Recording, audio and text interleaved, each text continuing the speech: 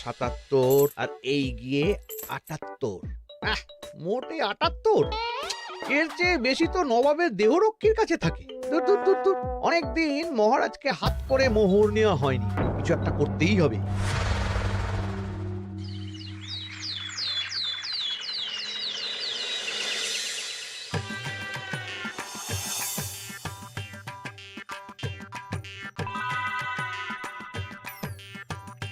কই গো, কিছু কি ঠিক করলে? রাজকুমারের জন্মদিনে কি উপহার দেবে? হ্যাঁ গো, পেয়েছি, এই দেখো। উমা, এই যে তোমার ছোটবেলা সোনার আংটিখানা। হ্যাঁ গিন্নি, ঠিক ধরেছ। যেটুকু যা গয়না ছিল সবই তো দেওয়া হয়ে গেছে, নহে বিক্রি হয়েছে। আর তো কাউকে কিছু দেওয়ার নেই, তাই ভাবলাম এটাই উপহারে দিই। সে ভালো ভেবেছো। বেশ, আসি তাহলে, ওদিকে সবার দেরি হয়ে যাচ্ছে গিন্নি।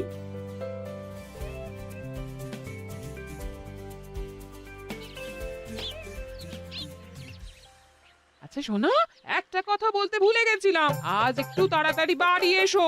শাড়িওয়ালাকে আসতে বলেছি দুপুরে। আবার শাড়িওয়ালা কেন? আরে তুমি ভুলে গেলে, সামনে আমার বোনদির বিয়ে, তার জন্য নতুন শাড়ি লাগবে না গো? একমাত্র বড় মাসির মেয়ে বলে কথা। বুঝলাম, তো ওই একটা শাড়ির জন্য আবার আমাকে থাকতে হবে? 3টে শাড়ি উপহারের পাশাপাশি আমারও একটা শাড়ি চাই। হ্যাঁ আচ্ছা, তুমি নতুন শাড়ি নিয়ে কি করবে বলো তো? বিয়েটা তো তোমার বংশীর। বলি, সারাটা জীবন তো এই এক কাপড়ই কাটিয়ে দিলাম, কি দিয়েছো তুমি আমায়? কেন, এই নিজেকে? আমার মতো স্বামী আর কোথাও পাবে? ও সব মন ভোলানো কথায় আর চিড়ে ভিজবে না, তাড়াতাড়ি আসবে বলে দিলাম। হ্যাঁ অগত্যা।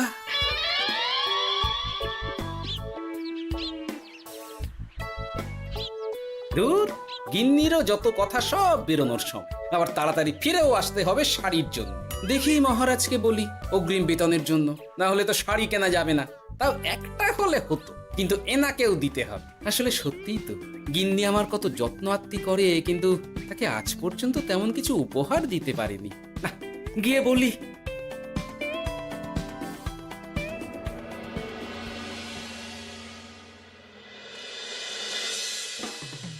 রাজকুমারের জন্মদিন উপলক্ষে যে আপনারা এত উপহার এনেছেন তার জন্য অনেক ধন্যবাদ। আপনাদের সকলের আশীর্বাদ ও ভালোবাসা আমি রাজকুমারের কাছে পৌঁছে দেব। এ আর এমন কি মহারাজ, জানেনই তো রাজকুমার আমাদের সকলের কাছে কত প্রিয়। ঠিক ঠিক। কিন্তু আমি অবাক হচ্ছি আপনার প্রিয় গোপাল জন্মদিন ভুলে গেছে দেখে। এখনো পর্যন্ত তার কোনো পাত্তাই নেই। হ্যাঁ তাই তো, গোপাল আসেনি কেন? এসে গেছি মহারাজ। তা বলি, এসে তো উদ্ধার করে দিয়েছো, আজ রাজকুমারের জন্মদিন, সে কথা কি মাথায় আছে? ক্ষমা করবেন মহারাজ, আসলে ওই রাজকুমারের উপহার আর গিন্নির আবদার এসবের জন্যই আমার দেরি হয়ে গেল আর কি। এই নিন রানীমা, আমার তরফ থেকে রাজকুমারের জন্য ছোট্ট উপহার। অনেক অনেক ধন্যবাদ গোপাল। তবে মহারাজ, আমারও একটা অনুরোধ ছিল। কি? আমাকে যদি অগ্রিম বেতন হিসাবে কিছু মোহর দেন, তাই নিয়ে আমাকে একটু তাড়াতাড়ি বাড়ি ফিরতে হবে। উনি বলবেন আর ওনাকে দিতে হবে, মামা বাড়ির আবদার। যেটা জানেন না তার মাঝে এত কথা বলেন কেন? হ্যাঁ, আসলে মহারাজ, আমার গিন্নির বোনের মেয়ের বিয়ে সামনে, তাই গিন্নি আবদার করেছে ওই নতুন শাড়ি কেনার জন্য। জানেনই তো বিয়ে বাড়ির কত খরচা, তাই। এ তো খুব ভালো কথা, কিন্তু অগ্রিম বেতন কেন? এমন একটা ভালো খবর দিলে আমার তরফ থেকে তোমার জন্য কিছু মোহর উপহার। এই নাও। ধন্য মা আপনি, আপনার মতো মা থাকতে সত্যি ছেলের কোনো চিন্তা থাকে না রানীমা। ইস, বেটা আবার সুযোগ বুঝে মোহর পেল, কেন যে আমার এমন হয় না। এবার তাহলে আসি মহারাজ, গিন্নি ওদিকে অপেক্ষা করছে। হ্যাঁ হ্যাঁ, যাও যাও, আজ তাহলে সভা এখানেই শেষ করলাম। মহারাজ, আপনার সাথে আমার একান্তে কিছু কথা আছে, আমি অন্দরমহলে গেলাম। রানীমার আবার হঠাৎ কি হলো, ব্যাপারটা দেখতে হচ্ছে।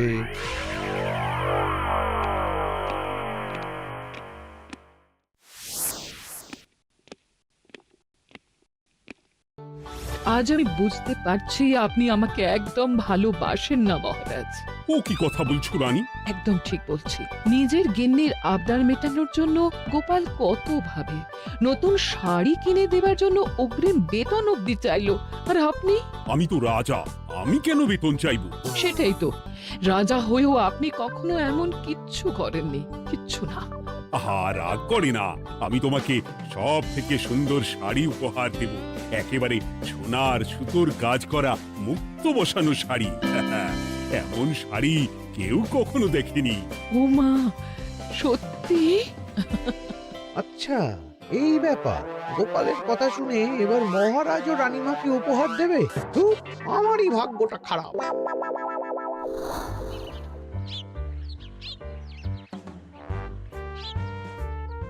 হাজার চেষ্টা করেও গোপালকে আটকানো যায় না। দূর দূর দূর, আমি যা চেয়েছিলাম তা ওই গোপাল পেয়ে গেল। ও কি গো, তুমি কার সাথে কথা বলছো? দুর্ভাগ্যর সাথে। কি সব অলক্ষণে কথা? কি হয়েছে? কি আর হবে, সবই তো তোমার দোষ। আমার দোষ? হ্যাঁ, তুমি আমার কাছে বায়না করো না কেন কিছু? তুমি বায়না করনি বলেই আজ আমি রানীমার কাছ থেকে মোহর পেলাম না, কিন্তু গোপাল পেয়ে গেল। এবার বুঝলাম। ঠিক আছে, এখন তাহলে বায়না করছি, তুমি কাল গিয়ে সেটা রানীমাকে জানাবে, ঠিক আছে? হ্যাঁ, করো করো করো, বায়না করো, বায়না করো। কি চাই, কি চাই, কি চাই? পেয়েছি। তুমি রানীমাকে গিয়ে বলবে যে আমার একটা সোনার হার চাই। এই না হলে আমার বউ। দারুণ চাল চেলেছো।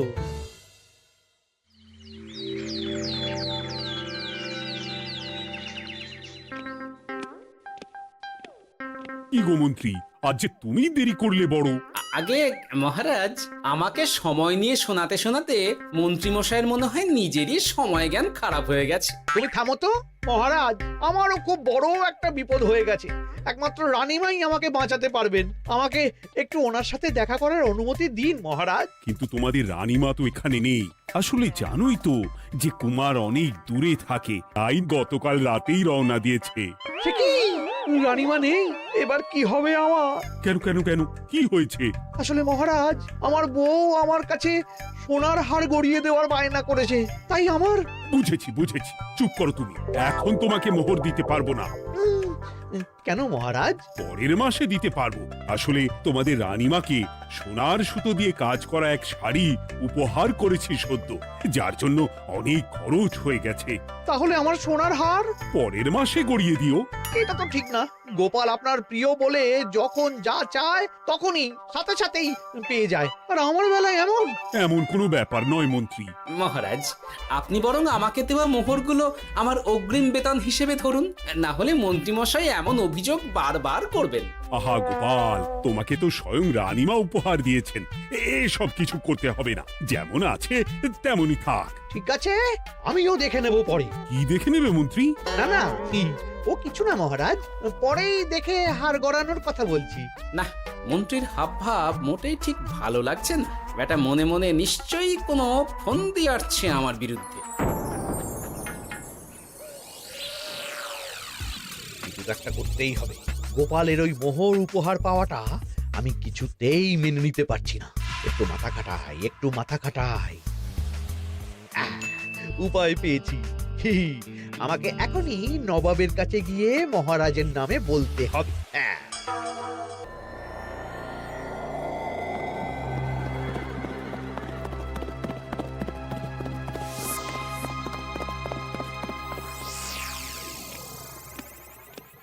প্রণাম নবাব বাহাদুর।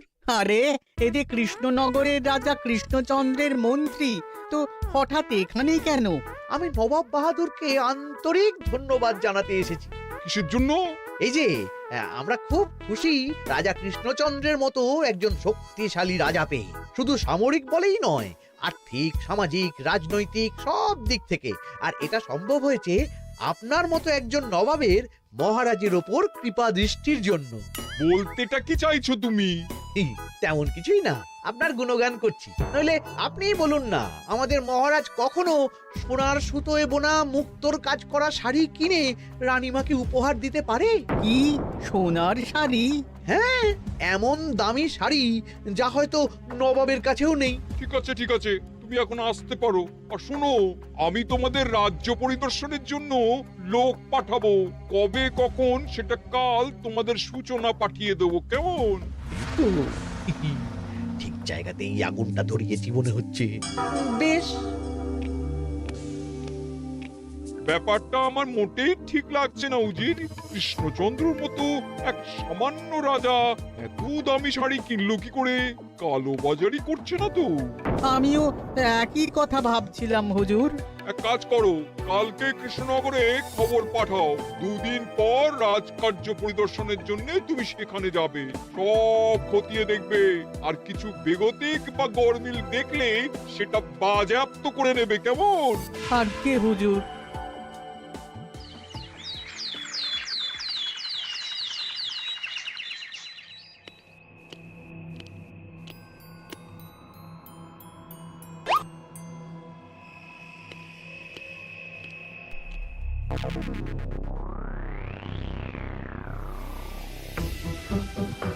কি হয়েছে মহারাজ? কার চিঠি?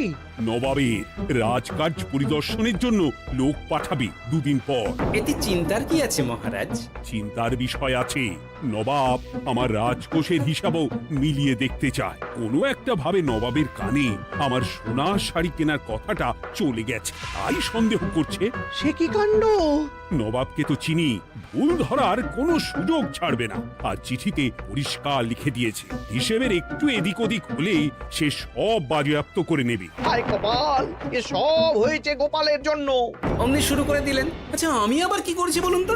তুমিই তো করেছো। সেদিন যদি তুমি তোমার গিন্নির শাড়ি কেনার কথাটা রানীমার কানে না তুলতে, তাহলে রানীমাও মহারাজের কাছে শাড়ির জন্য বায়না করতেন না, মহারাজও সোনার শাড়ি কিনতেন না, আর নবাবও জানতে পারতেন না। একদম ঠিক কথা বলেছ মন্ত্রী, সব দোষ তোমার গোপাল। মহারাজ, আপনি এমন বলছেন? হ্যাঁ বলছি, কারণ এটাই হয়েছে। দুশ্চিন্তায় এখন মাথা খারাপ হয়ে যাচ্ছে আমার। আমি জানি না তোমার জন্য আজ অব্দি এমন বিপদে কবে পড়েছি। এবার তোমাকেই এখান থেকে বেরোনোর উপায় বের করতে হবে। আর যদি তা না করতে পারো, তাহলে আজ পর্যন্ত তোমাকে যত মোহর উপহার দেওয়া হয়েছে সেই সব উপহারের মোহর ফেরত দিতে হবে। সব মোহর যে প্রায় খরচ হয়ে গেছে মহারাজ, আবার আমি কোথা থেকে পাবো? সেটা তুমি জানো। এইবার গোপাল ভালো মতো জব্দ হয়েছে। এই যে লঘু পাপে গুরুদণ্ড। গোপাল পড়ল ফাঁদে। এমন দেখে মন্ত্রী হাসে আর আমার মনটা কাঁদে।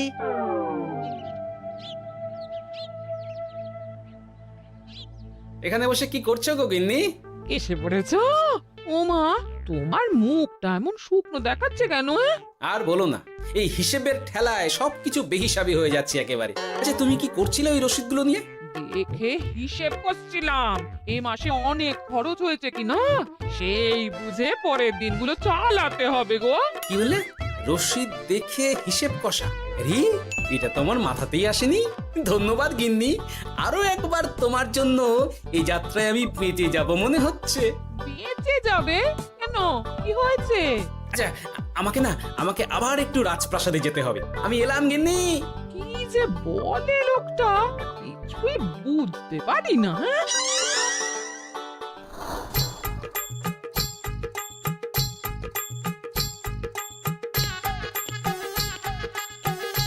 আসতে পারি মহারাজ? এ কি গোপাল, তুমি? আর কোনো চিন্তা নেই মহারাজ, নবাবকে হিসেব বোঝানোর উপায় পেয়ে গেছি। কি বলছো?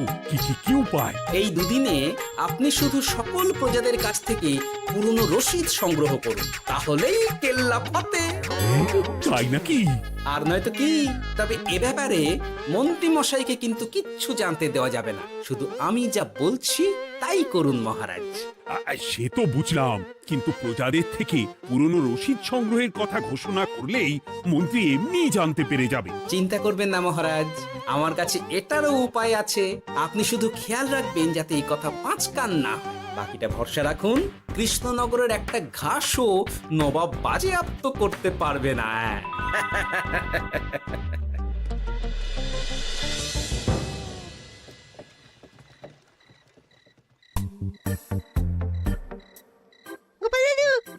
চলে এসেছি। ভালো সময় এসেছিস, তোদের দাদুর ভবিষ্যৎ এখন তোদেরই হাতে। আপন করে বলছো কেন দাদু? আমরা থাকতে তোমার কিচ্ছু হবে না, শুধু বলো না কি করতে হবে। জানি তো, তোদের যেটা করতে হবে সেটা হলো সবার বাড়ি বাড়ি গিয়ে পুরনো রসিদ সংগ্রহ করতে হবে। এই ব্যাপার, এটা আর এমন কি? কিন্তু কেউ যদি জিজ্ঞাসা করে কেন চাইছি, তখন বলবি যে ওই গোপাল দাদু ওই টোঙা বানাবে বলে পুরনো কাগজ চাইছে। আচ্ছা, আমরা এক্ষুনি নিয়ে আসছি। যাক, প্রথম ধাপ হয়ে গেল, এবার পরের ধাপের প্রস্তুতি। যাই, একবার বরং বিজ্ঞানীর কাছ থেকে ঘুরে আসি। বিজ্ঞানী, ও বিজ্ঞানী, বাড়ি আছো? আরে গোপাল যে, এসো এসো ভেতরে এসো। বলো, তোমাকে কিভাবে সাহায্য করতে পারি? তোমার কাছে কালি মোছা যায় এমন কোনো কিছু আছে? কালি মোছার জিনিস? হ্যাঁ, একটা তরল রাসায়নিক পদার্থ আছে যেটা সব ধরনের কালি তুলে ফেলে। দাঁড়াও দিচ্ছি। অনেক ধন্যবাদ বিজ্ঞানী।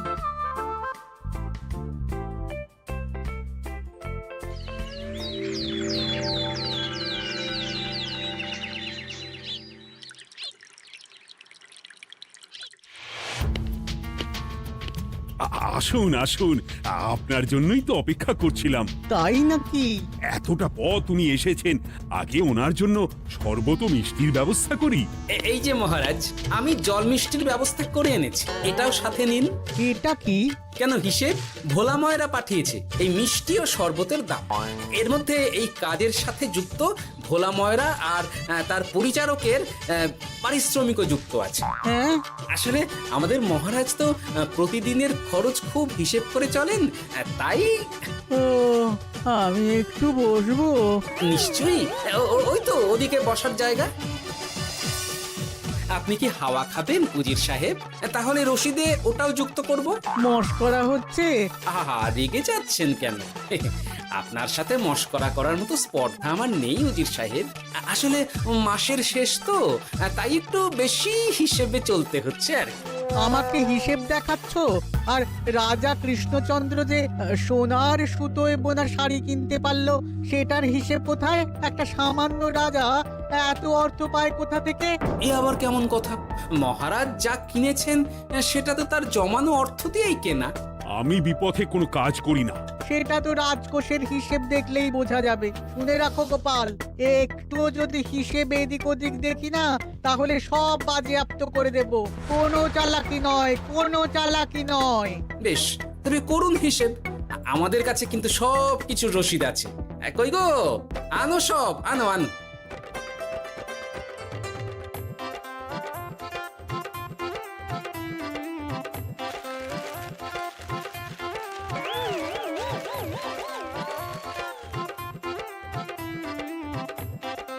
হ্যাঁ, এত রসিদ?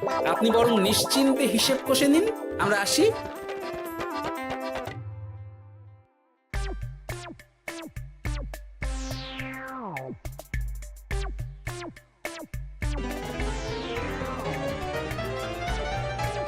বাবারে, এত হিসেব কষে কষে তো মাথা ঝিমঝিম করছে, খিদেতেও পেট চুই চুই করছে।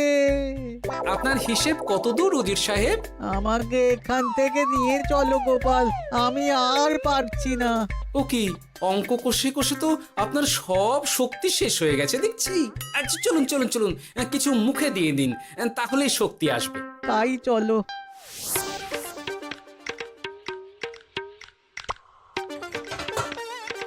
নিন, এটা হলো দুপুরের খাবার, আনাজ মশলা এমনকি রান্নার ঠাকুরেরও পারিশ্রমিকের হিসেব।